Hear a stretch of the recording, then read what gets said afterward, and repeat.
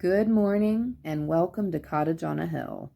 My name is Jess, and today we're starting the video in my kitchen because we need to make some coffee and fuel up for a garden tour video.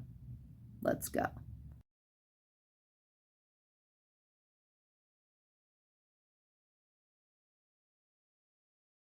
Right now it's about 9 in the morning, and I need to make a pot of coffee not only for myself but for my hubby as well. I don't have a fancy setup or percolator or anything like that. The plain old Black & Decker works just fine. We did have a Mr. Coffee espresso maker, one of the more affordable kind of machines, but unfortunately it has kicked the bucket, so now we're back to regular coffee. And honestly, that's probably for the best because we were drinking a little bit too much espresso when we did have that machine. So the plan for today is we're going to take a walk around the entire yard. So I'll probably start by taking you guys out the front door, show you what I've got going on in the front yard, and then we'll transition to the backyard. Now, I am located in Southwest Ohio, and that's Zone 6A. It is currently May the 10th here, so we're still pretty early in our growing season. I don't have a ton of things fully developed or in bloom just yet. However, there are a handful of really pretty things happening out there that I can't wait to share with you. All right, and while we wait on that coffee to brew, I'm gonna come say hello to my goodest boy, Simba, who's ignoring me entirely because he's fixated on something outside. Little does he know something really funny is about to happen. I tried to slow that down for you guys so you could see what happened, but a cardinal just slammed right into the railing. Hopefully the bird's okay, but anyway, coffee's done brewing. I'm gonna pour myself a cup here. Doing this one-handed while trying to film a video is not easy. I used to be one of those people that you would ask, would you like coffee with your sugar and creamer? However, trying to be a little bit more health conscious as I get older here, so half and half it is, no sugar. Now I'm gonna get this mixed up, enjoy it for a moment, and get dressed so I can take you guys outside.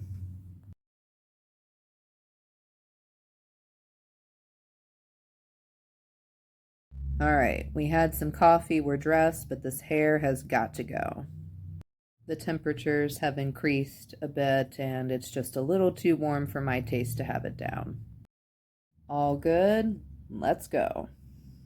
Simba was desperately begging me to take him with us on this tour, but with all this traffic out here, I just don't feel safe having my boy with us, so perhaps one day I will be able to live out in the middle of nowhere and not have to worry about that. But for right now, this is the reality, and we're gonna enjoy it as best we can.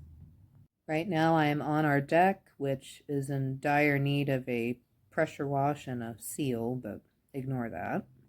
In this bed, I recently planted a mix of hollyhocks, foxgloves, Canterbury bells, and a couple of other things. They're all still very small, and I'm thinking half of them probably won't even flower until next year, unfortunately. But once those things are established, they'll either come back every year or reseed themselves, so that'll be nice. Anyway, what we're looking at now is a little patch of chamomile that I'm hoping will take over this area and I can eventually replace the lawn on this entire side. I built this bed here out of rocks that I literally just pulled out of the backyard. There's a first prize rose in there, a couple hyacinths, and some grape muscari. Here is a patch of bee balm that came back from last year, and 3 lavenders in a row going down the walkway. 2 of them are pretty small and they're hard to see. And here I'm going to get close up on the catmint. I have one of these on either side of the iris, and both of those are perennials, so they come back each year and will spread. Got a clump of chamomile down here in the corner. There's a lot of exposed dirt right now because I just dug this area out in early spring. My Russian sage in the corner here is 6 years old and does not appear to be leafing out that well, so I'm hoping it's not on its way out. Next to that, I have a clump of foxglove and a hollyhock. This is a little clump of Shasta daisy. Those little tiny things are echinaceas. There's a couple foxglove and another hollyhock back there. Another clump of Shastas in front of the catmint. My irises were in full bloom a few days ago, but they're kind of petering out now. The lupins that I put in here are looking purple and pitiful. Hopefully they perk up and come back next year. This is a patch of bachelor button seedlings, as well as this, which is not looking nearly as good. I'm seeing that we have rain in the extended forecast, so hopefully that'll perk everything right up in that bed. Moving on to the 8x4 raised wood garden. We've got some volunteer sunflowers in the back here, where there were sunflowers last year. Another rose that I clearly need to hit with some diatomaceous earth because I see some leaf damage. I don't remember the variety. I believe it's Sentimental or Double Delight. And here is my patch of pansies, one of my absolute favorite flowers of all time. Just look how cute. How can you not love that little face? And next to those, we have one of my all-time favorite herbs, lemon balm. I cannot resist the urge to rub on it and smell my hand every time I walk past it. Lemon balm is great for anxiety and helping you sleep. All right, and on the other side of the bed here, we've got some Old Spice sweet peas that are finally starting to attach to their obelisk trellis, which goes all the way up here, almost to the top of the deck railing. And I think we've got a few volunteers of calendula and some weeds going on down here. This is what I'm the most excited to show you guys. Just look at this lupin. Guys, this is one plant. It's huge. And the leaves are so cool. I mean, just look at the size and the color. Oh, breathtaking. I think there is one smaller one over there on the far right that looks a little more purple. That might be a separate plant, but I'm not sure. And behind here we have another rose. This is a sun sprite rose who is growing quite tall and skinny, trying to catch some sun in the shade of that giant lupin. So we might need to move that rose at some point. And the last area that has anything going on in the front is right here. This is the hosta bed. I unfortunately do not know the variety because they were given to me as a gift, but they do really well over here. All right, and now we're going to move on to the backyard. Most of the things that we moved outside the other day are doing very well. The tomatoes are still looking particularly pitiful, which I'll show you in a second. This tower over here in the corner that I'm about to attempt to rotate with the camera in my hand and fail miserably has some salad greens, chard, different types of edible greens planted in it. I'll do my best to identify some of these plants as I get down low. That's a thyme, a Canterbury bell, some yarrows there, a couple salvias next to this rosemary that I'm growing for my cuzzy. Everything on this side's looking nice and green, which we like to see. Some mint cuttings doing well also. Calendula, some heirloom sunflowers, and the damn tomatoes. I started these in a hydroponic system, which is why you see those circular pods at the base of the plants in the pots. They never really did well in there, and in addition to that, when I ordered my potting soil, it was substituted for tree and shrub, which I didn't think would be an issue, but it doesn't appear to be helping. So I'm hoping they bounce back, but I'm not holding my breath. And I'm stepping back to get a wide shot here. We've got a bunch of lavender right there on the stoop by the step. Some more salvia and some lupins coming down there. That big pot that's orange has some catnip in it. This is the bed along the back side of the house that is currently mulched with leaves from the fall and winter. I did just plant this mint here. So this is the first plant that's gone in this bed this year. I plan on filling the remainder of that bed with some alpine strawberries, provided the seedlings do well, of course. And here I'm going to give you a closer look at my winter sown flowers. Some have clearly done better than others, and some have not performed at all. So jury is out. I'm going to be doing a separate video on the varieties and what worked and what did not here. And I'll be honest with you on this one, guys. I really think it has to do with the soil. I used a combination of Dollar Tree and that mistakenly given to me tree and shrub soil. And clearly neither of those are working out really well. So, PSA, do not use those. Get a good potting mix. However, that all being said, I'm not losing hope. I'm going to let these guys hang out in the containers for a little while longer, make sure they stay watered, and hopefully they perk up and grow a lot. Swinging around here to the 2 remaining apple tree seedlings in the pot, which I'm so glad I still have. You will find out why momentarily. Here are the daylilies that I rescued from the in-ground garden where I put the raised beds. My mother actually gave me those, so those are important to me. And revisiting all the pots we moved the other day, which includes a mix of foxgloves, basils. I think there's a couple hollyhocks in here, sage, that beautiful burgundy amaranth. Oh, stunning. I think I left my onions in the pots far too long this year because they've all pretty much fizzled out and are looking horrible. But that's okay. We'll try and try again. Now I'm going to walk you over to what I'm planning on making my herb bed for this year. What's nice is that I already have some established perennial herbs in here, so I just need to fill out about, I don't know, 2/3 of the bed really. So obviously we've got the chives here in the front. That's a sage that's about to flower behind it. And next to the sage we have a little clump of leeks that overwintered.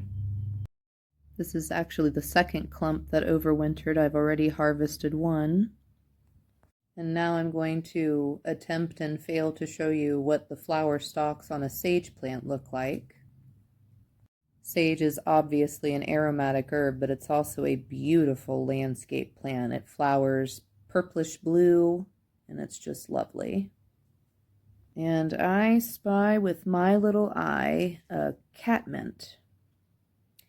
This I don't think I'm going to keep here, so need to consider where I'm going to throw that. I'm thinking possibly out front with the other catmints by the iris. I know, I keep mentioning the chives, but guys, look at the pom-pom blooms on this. How frigging cute is that? And next to the chives, we have another perennial herb, which is thyme. It's currently in flower. It flowers white. Chives are trying to bully my shot here. And I'm attempting and failing again to show you a flower stalk.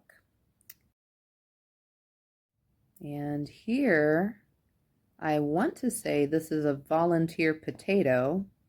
Perhaps I missed digging one out last year.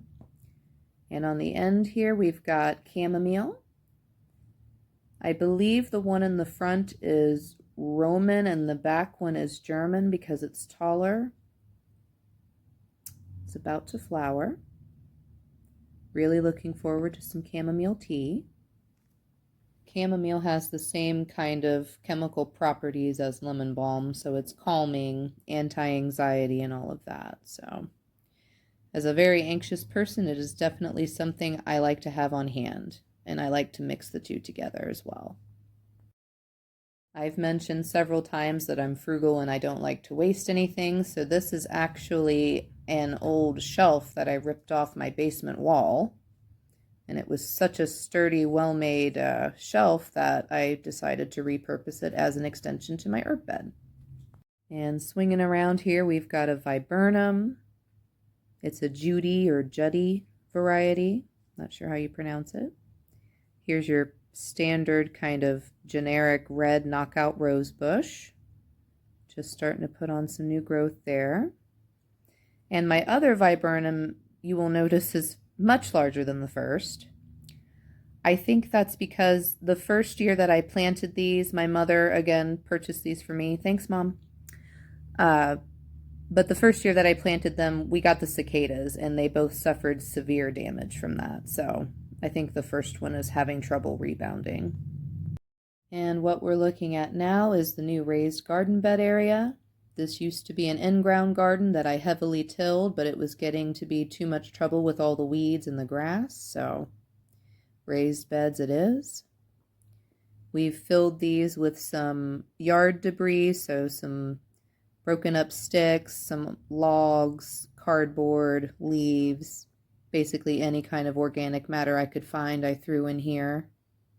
My hubby was out here helping me break up the really big pieces so it wasn't too terribly bulky in the beds, which I appreciate, so thank you, honey. He also gets me a good majority of the boxes that I use for mulch from his job, which is really nice. It's far less of a pain to source the boxes that way. Alright, so the first two beds we looked at were the 6x3s. This is the first 8x4 with 2 T-posts on either side of it here. I'm going to be attaching a welded wire trellis to that, just like this other bed here that I've already finished.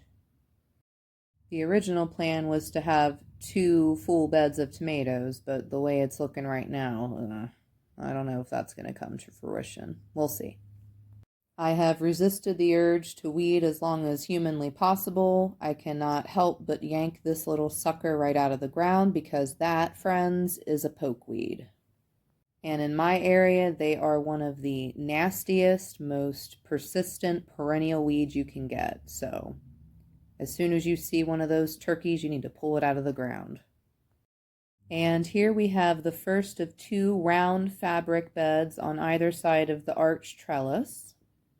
Underneath this chicken wire, I have some high-scent sweet peas, which are creamy white with a lavender edge on them. They should be beautiful and smell amazing. I'll be cleaning out the rest of this bed soon because that's mainly dill and that's not what I'm looking to have in there. Actually, the plan for both of the round beds is to plant them with entirely white flowers because I want to have a moon garden here. Ultimately, what will end up going in these beds will be what survives and does the best out of those winter sown containers. And in the other bed, I had Rudbeckia last year, so that's what this is, as well as these. I'll probably dig those up and put them somewhere else. I'd hate to waste a Rudbeckia.